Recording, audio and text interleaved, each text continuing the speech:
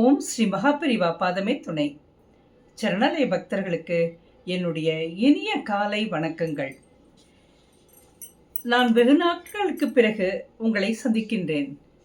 உங்களுக்கும் உங்கள் குடும்பத்தாருக்கும் என்னுடைய இனிய புத்தாண்டு வாழ்த்துக்கள். பெரிவாளினுடைய கருணையினால ஆழ்வார்களினுடைய பக்தியும் அவர்கள் தமிழ் தொண்டும் என்ற மன்னிக்கவும் தமிழ் தொண்டும் என்ற தலைப்பு இன்றையிலிருந்து திரும்பவும் தொடர்கிறோம்.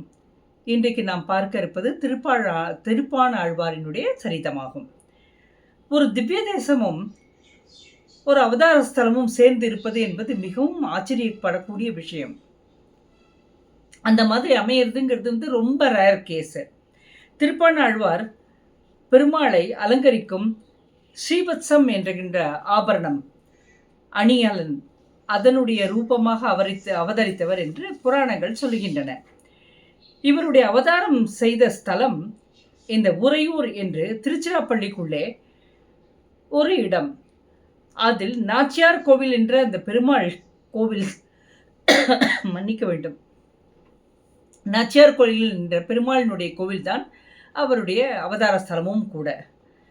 இங்கே வருகின்ற இந்த கிளிப்பிங்கில் முதல்ல உங்களுக்கு இந்த கோவில் சிறிய கோவில் தான். இந்த கோவிலுடைய கோபுர காட்சி தெரியும். பிறகு அதை தொடர்ந்து 2 வீடியோக்கள். அந்த எப்பொழுதுமே நான் வழக்கம் போல் அந்த கோவில் எப்படி அமைந்திருக்கிறது என்று காண்பிப்பதற்காக கொடுப்பேன் அல்லவா. அவ்வாறாக இந்த கோவிலையும், இந்த நாச்சியார் கோவிலினுடைய உட்புறம் மண்டபம் சிறிய தோற்றம்தான், ஆனால் மிக அருமையாக அமைந்த கோவில் கொடுத்திருக்கிறேன், பாருங்கள். பார்த்தீர்களா?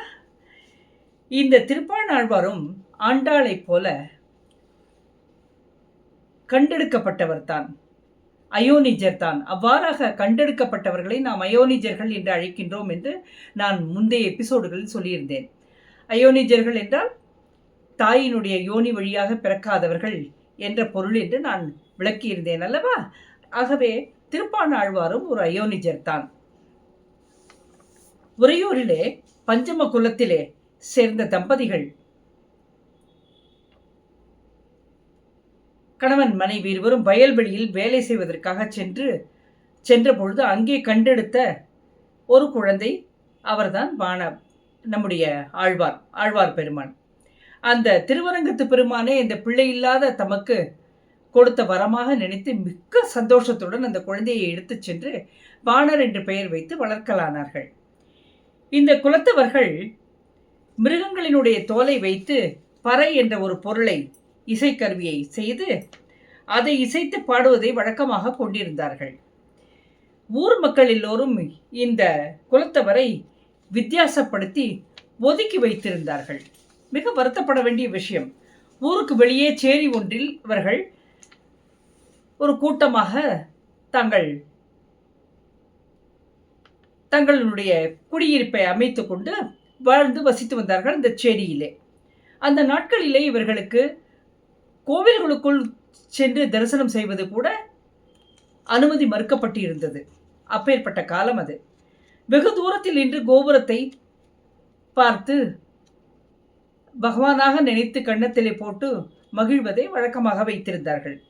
இது காரணமாக மிகவும் வருந்தி தாழ்வு மனப்பான்மை கொண்டு மது அருந்துதல், புலால் உண்ணுதல் இவற்றை எல்லாம் வழக்கமாக ஏற்றுக்கொண்டு அவற்றுக்கு அடிமைகளாகி இருந்தார்கள் இந்த கூட்டத்தினர். இந்த நிலைமையில்தான் இந்த சூழ்நிலையில்தான் வாணர் அங்கு வளர்கிறார். அவருக்கு அந்த சேரியிலே தான் வாசம். அங்கே இருந்து நடந்து சென்று காவிரியினுடைய கரையிலே நின்று கொண்டு தூரத்திலே தெரியும் ரங்கனுடைய கோபுரத்தை, இந்த ராஜ கோபுரங்களை பார்த்து பள்ளி கொண்ட பெருமாளை கற்பனை செய்து கொண்டு பக்தி செலுத்துவதை மிகவும் வழக்கமாக கொண்டிருந்தார். ரங்கநாதர் என்றால் வாணருக்கு அத்தனை பிரியம். பாடும்பொழுது கூட தம்பூரா என்னும் ஒரு சிறிய இசைக்கருவியை வைத்துக்கொண்டு இசைத்து பாடுவதை வழக்கமாக வைத்திருந்தார். ஆதி அந்தமில்லாத ரங்காரங்கா, இந்த மேதினியே உனதன்றோ ரங்காரங்கா, சாதியிலே சிறியனானேன் ரங்காரங்கா, உன் ஜோதியிலே இடமளிப்பாய் ரங்காரங்கா என்று புலம்புவாராம். இவரை மக்கள் பித்தன் என்று சொல்லி கேலி செய்தார்கள். ஆனால் அவர் எதையும் பொருட்படுத்தவில்லை. உயர் சாதியிலே பிறந்து கோயிலுக்குள்ளே சென்று பகவானை தரிசிக்க முடியவில்லையே என்ற பெரும் இயக்கம் கொண்டிருந்தார். பகவான் அந்த உண்மையான பக்திக்கு வயப்பட்டவன். அவன் ஸ்ரீரங்கத்து கோவிலினுடைய தலைமை பட்டர். பட்டர் என்பது இந்த தலைமை பூசாரிக்கு பட்டர் என்று சொல்வார்கள். அவர் மூலமாக பாணரினுடைய பக்திக்கு ஒரு அங்கீகாரம் கொடுத்தான் பகவான். அப்படி அங்கீகாரம் கொடுப்பதற்கு முடிவு செய்த பெருமாள் என்ன செய்தார் என்று பார்ப்போமா? லோகசாரங்கர் ஒரு வேத பிராமணர், முனிவர் போல தீட்சை உடையவர். அரங்கன், அந்த திருவரங்கன் பள்ளி கொண்ட பெருமாள் இந்த ரங்கநாதனுக்கு பூஜை நியமங்களிலெல்லாம் ரொம்ப சரியாக இருக்க வேண்டும், ஒரு துளி பிசகு கூட இருக்கக்கூடாது என்பதில் கவனமாக இருக்கக்கூடியவர். அவர் தலைமை பூசாரி. அங்கே அரங்கனுக்காக பூஜா கிரமங்களிலே ஒரு நியமம் என்ன என்றால், காவேரி நீரை எடுத்து வந்து திருமஞ்சனம் செய்வது. காவேரி நீரினால் திருமஞ்சனம் செய்வது ஒரு நிகழ்வு. அந்த அபிஷேகம் செய்வதை ஒரு வழக்கமாக வைத்திருந்தார்கள் மற்ற பூஜா விதானங்களுடன். ஒரு நாள் லோகசாரங்கர் காவேரிக்கு வந்து குடத்திலே நீர் எடுத்துக்கொண்டு சென்று பெருமாளுக்கு அபிஷேகம் செய்வதற்காக பயணித்து வந்தார்.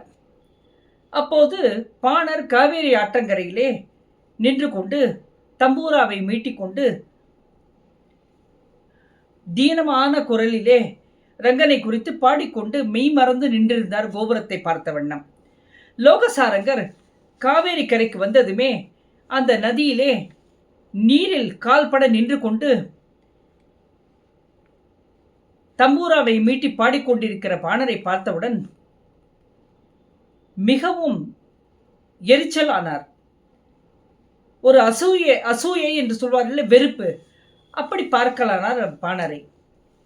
தாழ்ந்த சாதியினாச்சே, புலால் உண்ணுவனாச்சே, காவேரி நீரிலே வேறு நின்று தன்னுடைய பாதத்தை பட நின்று கொண்டு மாசுபடுத்தி விட்டானே, அவன் கால்பட்ட நீரையா எடுத்து சென்று நான் என்னுடைய ரங்கனுக்கு அபிஷேகம் செய்வேன் என்று டென்ஷன் ஆகிவிட்டார் லோகசாரங்கர். மிகவும் உணர்ச்சி பசப்பட்டார். ஏய் பாணா, விலகினேல் என்று கத்தினார். பாணரோ அவர் தன்னை மறந்த நிலையிலே ரங்கனை நினைத்து பாடுவதிலே மும்முரமாக இருந்தார். லோகசாரங்கரனுடைய கர்ஜனை அவருடைய காதிலே விழவில்லை. கோபமடைந்த லோகசாரங்கர் சுத்தி முத்திலும் பார்த்தார். பார்த்துவிட்டு ஒரு கல் இருந்தது பக்கத்துல, அதை எடுத்து விட்டு எறிந்தார் பாணர் மேல். அவருடைய கவனத்தை கலைக்க வேண்டி அதை பாணர் மேல் விட்டு எறிந்தார். அந்த கல்லும் பாணர் மேல் சென்று விழ நெற்றியிலே பட அவர் நிலை குலைந்து போனார். பாணர் நெற்றியிலிருந்து இரத்தமும் வடியல் ஆனது. சட்டென லோகசாரங்கரை பார்த்த பாணர் பயந்து போய் அந்த இடத்தை விட்டு விலகிக் கொண்டே தான் அவருக்கு தடையாய் நின்றதுக்காக மன்னிப்பும் கேட்டுக்கொண்டு நகர்ந்தார். பின்னர் பாணருக்கு என்ன ஆயிற்று, லோகசாரங்கர் தண்ணீரை எடுத்துக்கொண்டு சென்று திருமஞ்சனம் செய்தாரா, இவற்றை எல்லாம் நாம் வருகின்ற எபிசோடில் பார்ப்போம். இப்பொழுது வழக்கம் போல நாம் செல்ல வேண்டிய ஆன்மீக அதிசயத்துக்கு போய்விடலாம். ஆன்மீக அதிசயங்கள் என்று பார்க்கும்பொழுது நிறைய கோவில்களில் ஏற்படக்கூடிய அதிசயங்கள் இவற்றையெல்லாம் பற்றி பார்த்து கொண்டு வந்திருக்கிறோம். ஆனால் பக்தர்களுடைய வாழ்விலேயும் பக்தி செலுத்தவும் பெரிய பெரிய பண்டிதர்களுடைய வாழ்வில் நிகழ்ந்த நிகழ்ச்சிகள் எல்லாம் பார்த்தால் நம்முடைய சனாதன தர்மத்தினுடைய உச்சகட்ட நிலை நமக்கு புரிதலுக்கு வரும். யாருக்கு எங்கெங்கு பலி தருவது, எப்பொழுது பலி நீக்குவது என்றெல்லாம் அந்த அம்பாளுக்குத்தான் தெரியும். அம்பாள் அடியவர்களை நோக வைப்பவர்களை காலம் பார்த்து, நேரம் பார்த்து, சமயம் பார்த்து புத்தி புகுட்டி விடுவாள், கணக்கை தீர்த்து வைத்து விடுவாள். பாஸ்கராச்சாரியார் அம்பாளுக்கு மிகுந்த அம்பாள் உபாசகர். அம்பாளுக்கு தான் நகை செய்து போட வேண்டும் என்று ஆசைப்பட்டார். அவர் ஒரு தனிகரிடம் சென்று கடன் வாங்கி வந்து அம்பாளுக்காக நகையும் செய்து சார்த்தி விட்டார். மிகுந்த சந்தோஷம் அவருக்கு. அந்த அம்பாளை பார்த்து, ஜொலிக்கின்ற அந்த அம்பாளை பார்த்து தினமும் பூஜை செய்வதை வழக்கமாக வைத்திருந்தார். அவருக்கு அதிலே பரம சந்தோஷம். வாங்கிய கடனை திருப்பி அடைக்க வேண்டிய காலம் நெருங்கி கொண்டிருந்தது. ஒரு பௌர்ணமி நாள் சாயங்காலத்தன்று லலிதா சஹஸ்ரநாம அர்ச்சனை செய்து கொண்டு அமர்ந்திருந்தார் பாஸ்கராச்சாரியார். கடன் கொடுத்தவரோ நேரங்காலம் தெரியாமல் கடனை கொடுக்க வேண்டிய காலம் நெருங்கிவிட்டதை உணர்த்த வேண்டும் என்பதற்காக பாஸ்கராச்சாரியாருடைய வீட்டிற்கு வந்தார். அவர் வந்ததை ஆச்சாரியார் கவனிக்கவில்லை. அவர் பூஜையிலே லயித்திருந்தார். அவர் சுற்றி நடப்பது எதையுமே சிந்தனையில் ஏற்றுக்கொள்ளவில்லை.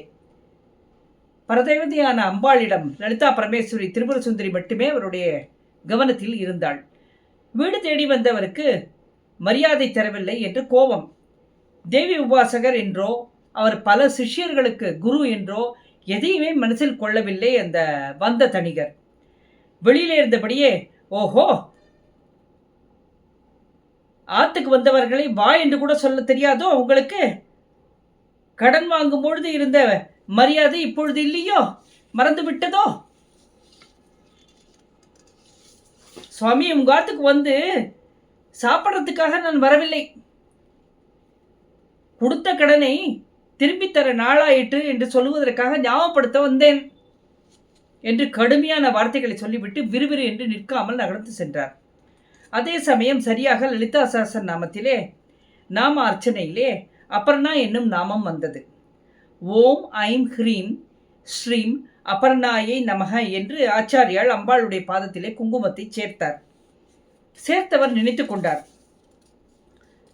பாஸ்கராச்சாரியார் காதுகளில் அவருடைய வார்த்தைகள் சுடுச்சொற்கள் விழத்தான் செய்தன. அம்மா லலிதாம்பிகே, அபர்ணா கடனை அபகரிக்கிறவள் என்று வாக்தேவதைகளெல்லாம் உனக்கு சொல்கிறார்களே, ருணமில்லாதவள், கடன்படாதவள் என்று சொல்கின்றனவே எல்லாம். நீ பக்தர்கள் கேட்பதை விட அதிகமாக கொடுத்து அவர்களுக்கு கடன்பட மாட்டாயாமே. என்னோட கடனை தீர்க்க நீ உதவி செய்ய மாட்டாயா? அபர்ணாங்கிற பெயரை தாங்கி கொண்டிருந்து தீர்க்காமல் எப்படி நீ அபர்ணா என்ற பெயரை தாங்கி கொண்டிருக்க முடியும் அம்பாள் என்று மிகவும் உரிமையோடு மனதிலே கேள்விகள் எழ அம்பாளை பார்த்து கொண்டிருந்தார். அடுத்த நிமிடமே அந்த எண்ணத்தை உதறி தள்ளிவிட்டு அம்பாள் மீது லயித்து ஓம் ஐம் ஹ்ரீம் ஸ்ரீம் சண்டிகாயை நம என்று தன்னுடைய பூஜையை தொடர்ந்து விட்டார். அர்ச்சனையை தொடர்ந்து செய்து கொண்டிருந்தார். ஒரு வினாடிதான் குழந்தை அப்படி நினைச்சது என்று அம்பாள் பொறுக்க முடியவில்லை. அம்பாளால் அப்பேற்பட்ட பக்தன் அந்த பாஸ்கராச்சாரியாள். பஞ்சபிரம்மாசனத்திலே அமர்ந்திருந்தவள் தன் காலை எடுத்து பாதத்தை, மலர் போன்ற பூ போன்ற பாதத்தை கீழே வைத்து அடிமேல் அடி வைத்து நடக்கலானாள். கரும்பும் ஆயுதங்களும் தாங்கிய அத்தனை புஜங்களையும் மடக்கி 2 புஜங்களாக காட்சியை எடுத்துக்கொண்டு 2 கடன்களிலும் தீர்க்க வேண்டிய அந்த கடன் மூட்டையை ஏந்தி கொண்டு லலிதாம்பிகை நடக்கலானாள். இந்திரன், பிரம்மா, விஷ்ணு, ருத்ரன், ஈஸ்வரன், அத்தனை 30 முக்கோடி தேவர்களும் பூஜிக்கப்பட வேண்டிய அகிலாண்டேஸ்வரி, அந்த பிரம்மாண்ட நாயகி ராஜராஜேஸ்வரி லலிதா பரமேஸ்வரி பாஸ்கராச்சாரியாரினுடைய மனைவியினுடைய வடிவத்தை தாங்கி கொண்டு அந்த கடன் கொடுத்த தணிகரின் வீட்டை நோக்கி நடக்கலானாள். அப்போது அந்த பொல்லாத வார்த்தையை பேசியவர் எங்கோ முட்டி மோதி கொண்டு வண்டியில் இருந்து தூக்கி எறியப்பட்டு வீசப்பட்டு உடம்பெல்லாம் காயத்தோடு வீட்டுக்கு வந்து சேர்ந்திருந்தார். நடுநடுங்கி போய் உட்கார்ந்திருந்தார். அப்போது 8 திசைகளும் பிரகாசிப்பது போல மிக அருமையாக, அம்சமாக, லட்சணமாக ஒரு பெண் தன் இல்லம் நோக்கி வருவதை கண்டார். தன்னை மறந்து 2 கைகளையும் கூப்பி வாருங்கோ வாருங்கோ என்று கூப்பிட்டார். நான் ஸ்ரீ பாஸ்கராச்சாரியாருக்கு வீட்டில் இருந்து வருகிறேன் என்று சொல்கிறாள் அம்பாள். நீங்க கொடுத்த கடனை திருப்ப கொடுக்க வேண்டுமில்லையோ? அதற்காகத்தான் வந்திருக்கிறேன். வட்டியையும் அசலையும் சேர்த்து எடுத்துக்கொண்டு வந்திருக்கிறேன்.